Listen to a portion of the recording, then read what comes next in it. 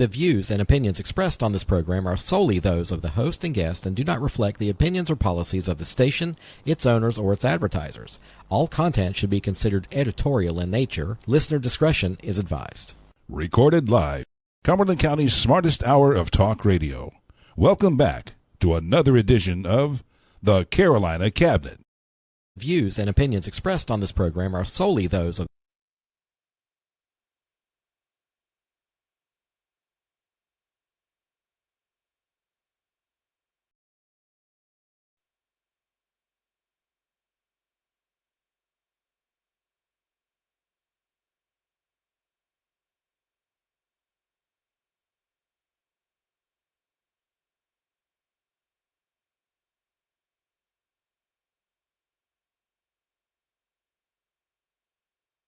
The views and opinions expressed on this program are solely those of the host and guest and do not reflect the opinions or policies of the station, its owners, or its advertisers. All content should be considered editorial in nature. Listener discretion is advised.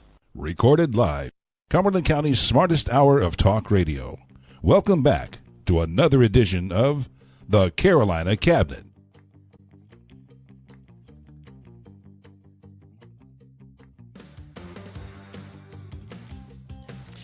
Everyone, good evening for round 2 of the Monday night Carolina Cabinet. I'm your host, Peter Pappas, in studio with Mrs. Laura Musler. Hello, hello. And with special guest, Mr. Leonard Bryant of the Frederick Douglass Foundation, North Carolina. Yes, sir. Good evening, sir. So good to see you here Glad again. To be here. For those of you watching, we know this is the smartest hour of radio. Our job is to give a voice to the conservatives of Fayetteville, Cumberland County, and beyond. And with that, we're going to jump right in with Mr. Leonard Bryant. So always a pleasure to have you. We got big doings. Yes, sir. This isn't really a Frederick Douglass thing, though, is it? Or is it what we're going to talk about? It's not initiated by the foundation. Okay. It is absolutely supported by the foundation. Okay. One of the pillars of the foundation is educational freedom, opportunity scholarships, and the like. We also believe in educational accountability. Okay. Tell us a little bit about Frederick Douglass Foundation. Like, what do they do?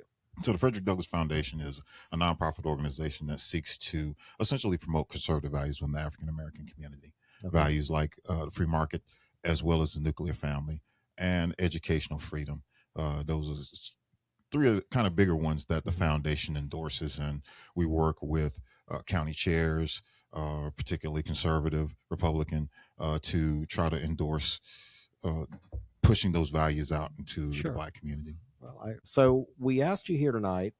There is a lawsuit that was filed against the Cumberland County Schools. Yes. Right. And the allegations are that the district delayed special education evaluations. Yes. That there is a thing called IDEA that requires evaluations typically within 90 days of referral. And you all's complaint alleges that the MTSS, you're going to have to do the acronym thing for me, was used to delay formal evaluations. Parents are claiming that students waited months or longer, and corrective training was ordered, but complaints allegedly continued. So parents have been vocal. Yes. Who filed the lawsuit? The teacher who was responsible for trying to provide that level of special education support to her children. Her name is Cynthia Lee. So she comes from Virginia. She has over 15 years of special education experience. So she's very familiar with federal law that governs the process for determining whether a child has special education needs. Comes to North Carolina in the 2024-2025 school year. She recognizes that 3 of her children will likely be good candidates for special education programs. So she did her best to try to get them those programs. She was met with several barriers. The first one was the EC coordinator, I think for the school said. What is EC? I apologize. Exceptional. There you go. Exceptional. I almost forgot. Exceptional children coordinator said, "Well, hey, you gotta go through the student services team first." So she went through the SST, and they said, "Well, you have to go through what the federal government calls a response to intervention called multiple tier system of support, or MTSS." So MTSS is a year-long process. And she recognized that this was in clear violation of IDEA and child fine. The IDEA is the law that was passed in 1974, signed into law by Gerald Ford, that essentially says that every child is obligated, the schools are obligated to provide what they refer to as a free and appropriate public education, or FAPE. So she played along, tried to get the kids in the 2024-2025 school system to go through this obstruction of federal law. And in February of 2025, her principal said, well, we can't submit any more names. The cutoff is in February. So about the students that needed the help just stopped coming. Is that what happened? Or well, the violation takes place in this manner. Okay. IDEA and Child Find specifically say that when a parent says, I think or I believe my kid needs special education services, a 90-day clock automatically starts. There is no MTSS. There is no student services team. They get referred directly to the EC department for the county. And through that 90 days, they send them to evaluation, to professionals to determine what barriers to learning that they have. If they are hard of hearing and they need a hearing aid, the $12.2 million that was given to Cumberland County Schools by the federal government should be utilized to buy hearing aids, or to buy wheelchairs, or to buy crutches. Whatever accommodation that child needs. Absolutely. Okay. And so the clock starts when the parent says, I think. These barriers to federal law have been addressed earlier. In 2011, the Office of Special Education Projects for the Department of Education, the United States Department of Education, specifically says that MTSS cannot be used. About 3 years later, in 2014, they sent out another memorandum. RT of responses to intervention, like multiple tier systems of support, cannot be used. So basically, our school systems put in additional barriers to a federal program or mandate that didn't allow for. It was supposed to just be a smooth sailing on ramp to, if you think as a parent, my child needs help, there should not be barriers placed. Absolutely. And so one other thing to add, this lawsuit also lists the North Carolina Department of Public Instruction as a defendant. So this is a statewide lawsuit that has been filed in federal court. So this teacher, Cindy, yes, she sues on behalf of the students. If let's pretend we fast forward, she wins. Where does the money come from? Where does it go? Does Cindy get it? Do the parents get it? Do the students get it? What? And a class action has to be so many people. How many people is she suing on behalf of? Right now, it's only 3. The attorney has solicited affidavits for about 10 or 15 others. And so in this particular suit, I think one of the big things to remember is when she discovered that these kids were being essentially barred from receiving these services, she filed a complaint against Cumberland County Schools with the North Carolina Department of Public Instruction, NCDPI. 25 July of 2025, she receives a favorable ruling from DPI against Cumberland County Schools, saying that CCS is indeed in violation of federal law. Here is a roadmap for them to correct that deficiency. So I think in July or August, they should have some things done. They blew them off, didn't do them. It wasn't until October that these kids had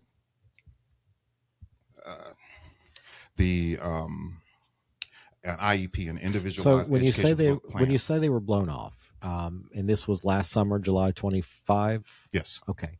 So when you say they were blown off, was there any explanation given from CCS, Cumberland County Schools, regarding, is it a staffing issue? We don't have the help. We don't have the funding. What was the cause there? Did you receive an explanation? I think that after I've talked with Cynthia for a while, the general rule of thumb to keep in mind is that Cumberland County Schools and DPI have never been held accountable before, ever. And well, I take that back. They were held accountable, but they made no necessary changes. Moms for Literacy, I believe in 2021, sued NCDPI and won, and no changes were made. What'd they get? Nothing.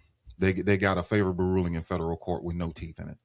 And so I think that's really the challenge that we face, and that we have gone before into court without getting any favorable results. But to go back to your question, Cynthia was pushed out of her job essentially when all of this happened. She was singled out for persecution, public ridicule, and so she wanted to go back. Huh? By whom? By the principal at the time, I won't name her, okay. of Sherwood Park Elementary. This is where all of this took place. Okay. So she won she was able to get the individualized education plan for the 3 kids in October.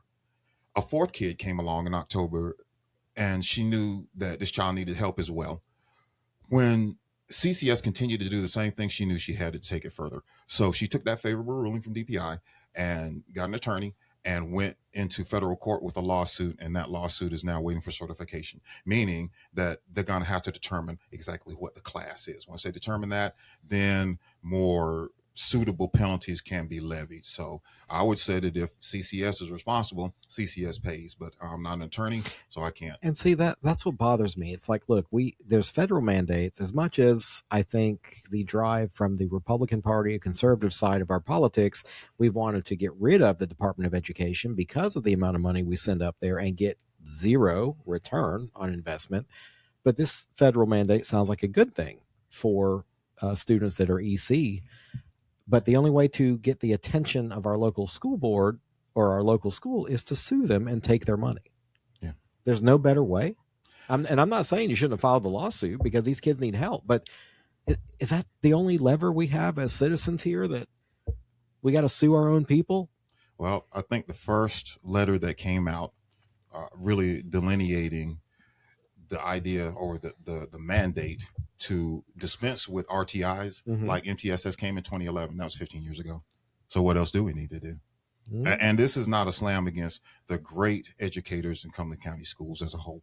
There are a lot of great teachers and a lot of great staff members and a lot of great principals and a lot of great assistant principals who have been misled by senior leaders at the department, at the DPI and at the county school level to utilize MTSS. Well, do you think maybe they're frustrated too, that Absolutely. they're constrained? Absolutely. I mean, I don't think everybody's just like, yay, let's do what the school system says. Yeah. There's got to be principals that are there because they care about the students and say, I want this kid to have better help. Absolutely. So I don't think that they're exactly complicit, but I do think the nefariousness of this is, I think the school educators want to say, who the hell do you think you are, parents? We know your child better because I got a master's degree.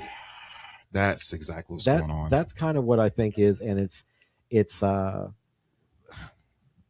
you're stepping on their toes, basically. Yeah. It's your children, but you're stepping on the educated educator's toes. Well, that was one of the first things when he said her children. I was, I almost said they're not her children. And they're not. That's one of the things that bothers me about teachers, that they say, my children. They're not your children. Yeah. They're our children. They're their charges. That's at any given time, they're our children all the time, period. End of story, full stop. Sure. You are providing a service to our children. I want to differ on that because I would like the teacher to take a little bit of ownership that little Johnny's going to not run off the playground and into traffic. But I get you, Laura. I get it. But I'm still kind of like, I still would appreciate a teacher to take a little ownership of what's going on. So where is this $12.2 million now? Has anything been done with that money? Is there an accounting, or is that just going to the Leering Center? That's an excellent question. That's an excellent question, because the response from Cumberland County Schools is, well, it's not. So Cumberland County Schools faces a dilemma. Either you willfully, deliberately violated federal law, or you didn't know you violated federal law. So if you knew you violated federal law, what did you do with the money? So that opens up an entire Pandora's box of, if the federal government earmarked $12.33 million, and this has been going on for a while now, $12.3 million for the school year, what did you do with the money? Because you're certainly not doing what the federal government mandates you do according to the tenets of child find an idea.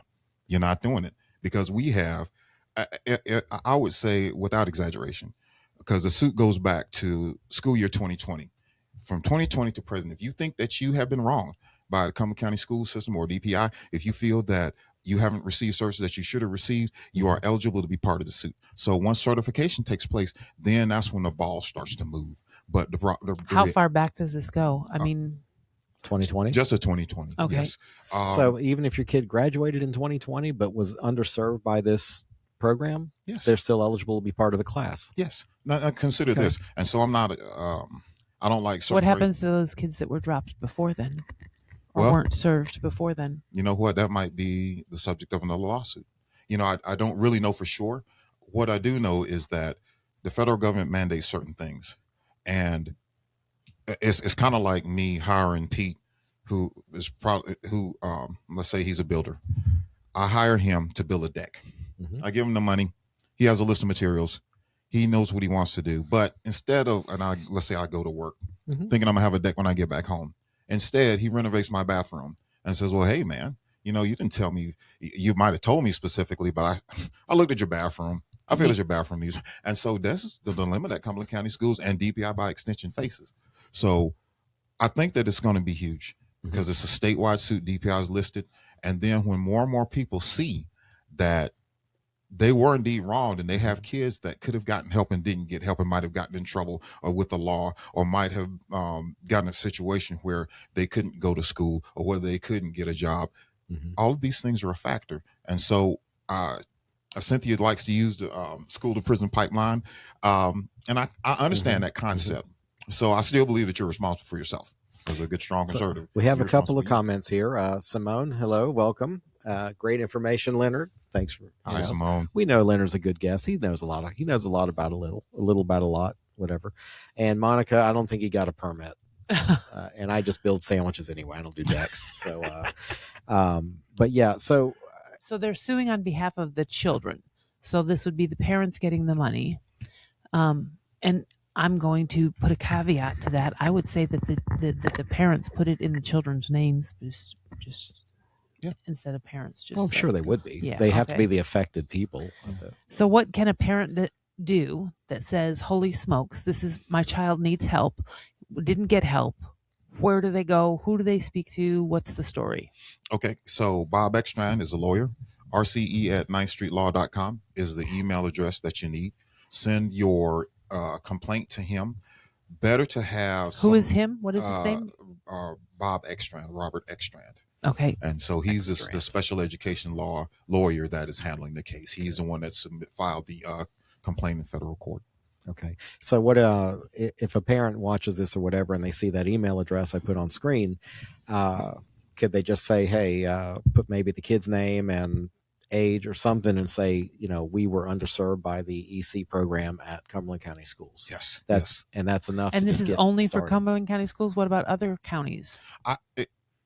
I don't know whether he is only looking at Cumberland County Schools in terms of receiving complaints, because again, the North Carolina Department of Public Instruction, DPI, is listed as a if they're a defendant, as a defendant in the case. So all 100 counties, 115, about 115 school systems in North Carolina, they should be eligible to send their complaint to him so that he can feel that and say, hey, Judge, we got somebody from Moore County or Oslo County or Robeson County. Yes, send it. It's better for you to send it and say, well, hey, this doesn't quite fit, than for you to not send it and have been wrong. Send it and not need it. Yep. Yeah. And so, the foundation believes in, just very simply put, standing for some simple values. The values that I think we hold dear, but if you are a public figure, and really if you're a teacher, you're a public figure. If you are a senior official at Cumberland County Schools, you're a public figure. And you receive federal or tax dollars at all, federal, state, local. If you receive tax dollars, you're accountable for that money.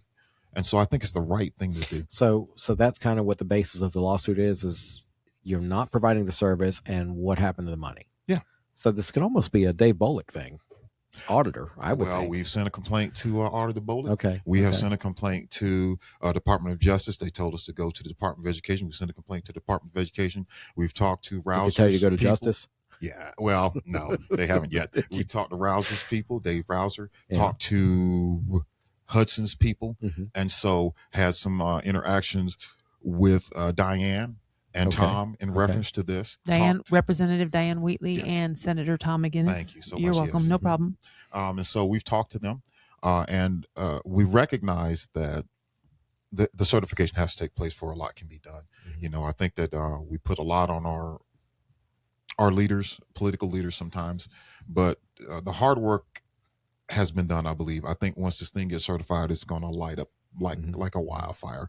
So what remedies can the court come up with? That's the $1 million question. That's why we reached out to the lawmakers, because right now there is no remedy, because we have people who are violating the law at will. So that's one of the things that Cynthia talked about ad nauseum. We need penalties. If you violate federal law, something should happen to you. Like jail time? I don't think you can put Cumberland County Schools in jail. No, but you can put the administrators that are failing to reform in my personal, everybody complains about so many things. We see all these hearings and this hearing and this hearing. I want to see people start going. I want some handcuffs on some of these people for all of these hearings about all of this stuff that nobody is doing. How many shows back I suggested I like the way the Chinese handle bad business guys. They put a bullet in. I'm wrong all of a sudden. Okay, well that's a little extreme. That's probably just all of a sudden I'm the bad guy. Yeah, but just a tad bit overzealous. But I'm just saying, all these, they are mishandling our money. They're literally stealing from us. I'm more concerned about the students that are losing ground because we already don't read, write, and arithmetic as well as we need to be, and now we're underserving a even more sensitive population. I think we're poised to get that level of accountability to where it at least needs to be a misdemeanor, and then you need to serve jail time and have it listed as a misdemeanor on your record if you decide that you're going to do what you want to do and you receive federal dollars. So Cynthia's talked about it again and again. So that's why we are kind of linked in with a lot of the lawmakers, like Representative Wheatley, Senator McGinnis, and all the other folk, because when this is done, we can say, hey, this lawsuit was successful in federal court. What are you prepared to do to make sure that the people who violated the law are held accountable? That's what we hope to see. That's what we're working for. So we don't know who qualifies for the class action at this moment in time? So awkward silence. I'm going to put the Dead email air. back up. So any parent that is watching, so the number one thing to do is send an email and just say, hey, I have a child that was denied or was in EC and did not get everything they needed. I think that's just something simple to start with, unless there's a form or whatever. And then as far as getting in touch with Leonard, do you have an email you want to share? Maybe a business email or something? Tell me what it is and I'll type it in here. Okay. It's Leonard Bryant, Leonard. Right. Bryant. Okay. FDFNC. FNC. Okay. At gmail.com. Okay. That's my Frederick Douglas. I think I have it someplace, but I'm going to make sure I can show it now. Okay. So if you want to reach out to Leonard directly, you're going to just email him. Or you can. It was on I put it back. Yeah. Mm-hmm. Well, I gotta. Leonard Bryant, I'm doing a lot of stuff over here, man. I got FDFNC. dials. I got buttons. I got all. This is like so coolest setup. Yeah, man, we're having a so good time, awesome. but we're still We're growing. We have growing pains. It's like a science project back here. You might get electrocuted with all the wires. You might. here. Yeah. I just hope the fire marshal doesn't come back before I have a chance to fix some of it, because she already saw that we have like one strip plugged into another strip that may allegedly go to another one. Anyway. So tell me specifically, do you have any ideas of what kind of harms occur when evaluations are postponed? Cynthia puts it this way. If a kid can get the more individualized attention that they need, they're less likely to act up in class. If a kid can't read in class and they have trouble, let's say they're dyslexic, they're going to be disruptive, because when it comes time for them to read, they're going to flip out because they don't want to read, because they don't think they know how. Right. And so if a kid is taken in a more individualized environment, has an IEP that deals specifically with their dyslexia, then that kid has a better chance. But if a kid doesn't get it, then all sorts of negative outcomes can follow that denial of services. And that's the thing that I think hurts people the most, is that if they look at their kid and say, man, if only my kid had an appropriate diagnosis when they were in the fourth grade, we wouldn't have to worry about him still living at home, thinking that he can't do anything or she can't do anything. And I think that that's one of the big things that hurts people the most. So I think it's going to open up a really big door in terms of response and having a positive outcome about real change within how senior leaders within DPI and CCS handle the money, and really across the state. That's just my personal belief. So do you think this is a systemic failure, or is this just did we drop the ball along the way and there's nothing in place to pick it back up, or is it just people just really neglecting the system? To me, it's kind of like, I don't want to get too far off of what's going on, but what's happening in Minnesota with the fraud, no one looks, no one bothers to look. And so the great part about having a guy like Dave Bolick is that if this thing gets enough traction, he'll come down here with a magnifying glass and say, okay, show me your books. And so I think that that's the important. No one looks, and then you don't have enough people to know the law. Just like you said earlier, it is the level of intimidation created by my professional degrees and my status, my position as a principal, that says you as a parent don't know anything. so you can't have anything. Mhm. But when you start bringing these folks into court and show them the law that they should know and they should adhere to, that makes everything different. Yeah, a lot of people around here in all different walks of life care more about the title than they do about actually doing the job. And if you don't cut on nobody, I'm not calling you doctor. So I agree. that depends. There's some PhDs. I lived with one neuropsychologist, so I'll have to give credit for that. But I still mess with her a little bit. I think I would like to see an inventory of the top 30% of the administration of the schools, and weed out a lot of the online degree people and a lot of the people that just don't come from accredited institutions. Yeah. Because we're relying on them in our children's most formative years. Yeah. And they are failing, but they're doing their job. They're forwarding that email. They're showing up. They're doing their lunch duty or whatever the hell it is they do. Well, it's funny. I just read that story about this teacher on Fort Bragg. Oh, the wolf or whatever. Beowulf or whatever his name is, made the children howl, and one of the kids was scared that he was going to come and eat them or something. They're talking about kindergarten, first grade. Yeah. What kind of Didn't sickos? he also say that he liked little boys? Yeah. Or something? What kind of weirdos do we have teaching our children? Yeah. There's some great teachers out there. They're not all. Yeah. We got to vote for Jonathan Strange in November. Okay. Everybody. Monica says she always put in a selfless plug over there. We got you, Monica. But yeah, this really, I don't have any children. I don't have a dog in this fight, but that just pisses me off. But you do have children in this fight. They're not your children, but they're the children that are going to be leading our society as you get older. Yep. And if we don't take care of our youth now, this is our greatest assets, along with the old under our feet. But that's beside the point. But our children are going to be leading this community. And if we don't, whether we have them or not, start looking after our youth, then we're screwed as old people. Yeah, I mean, especially me. I mean, they're going to be manning the nursing home I'll be in, and that's kind of scary. But exactly. Then, you have if they can't even read what kind of medication you have. Listen, because, right now I'll settle for a girl knows the sign of a stroke. Okay, that's all. All right. But no, this really does. I think rightfully it angers me because this is the future, as Laura put, and we are just failing these people.